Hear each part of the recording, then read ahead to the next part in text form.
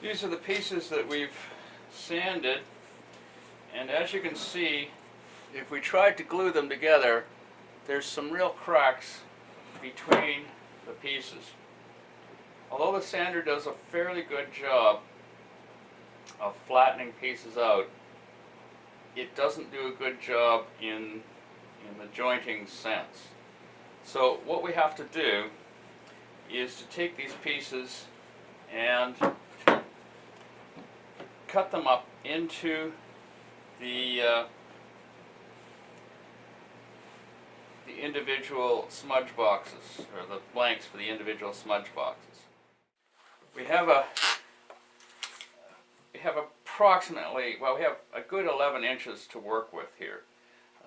So what we're going to do, we're going to measure everything out on the top piece. The two middle sections are slightly wider than the two top and bottom pieces. And that's really as it should be. The center of the circle is going to be here. So what we're going to do is lay out a line where we're going to cut off the excess waste.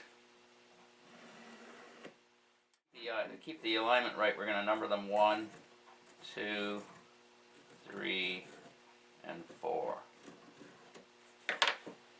So what we're going to do is trim it, get us a square edge square to the side done. And then we're going to decide, which we can do now, 11 inches divided by 3 is approximately, 3 2/3 inches per. 2/3 is kind of a messy number, so we're going to use 3.5 inches because we're going to lose something in the saw cuts. So roughly 3.5 inches tall for each rough smudge box. So we're going to go to the bandsaw now and trim these ends, and I don't think we need to take as much off of that one as I originally wanted or suspected. I'll take a little bit less. And then the next one here, we're going to go with about like that. And the next one.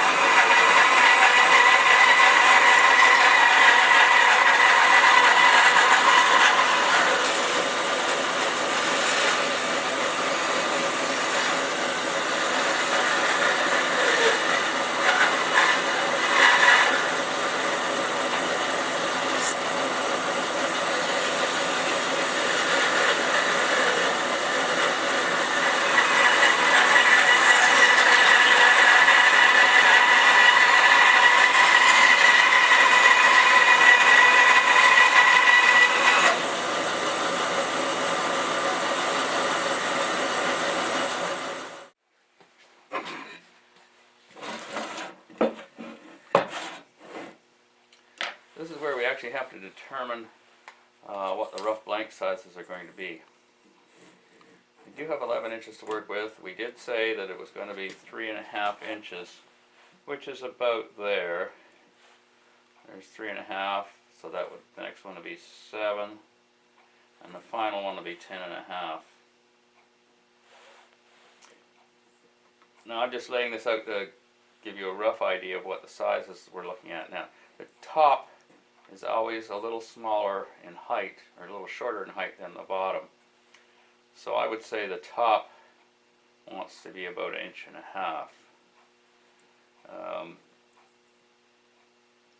The top has to be held in the hand, and and lift it off. So let's just arbitrarily say at the top it's going to be 1.5 inches. Now what we're going to do now is we're going to set up a fence on the bandsaw at 1.5 inches and then at 2 inches. And we're going to have to set it up and reset it each time, because if we just cut up 3 1.5 inches and then 3 2s, we're not going to have the top matching the bottom. And we do want to achieve that. So we cut the 1.5 inches for the first one, and then we cut the bottoms for this first one. Then we cut the tops for the second one, and then we cut the bottom for the second, and the top for the third, and so on. So that's what we're going to do right now, is we're going to set up the saw at 1.5 inches.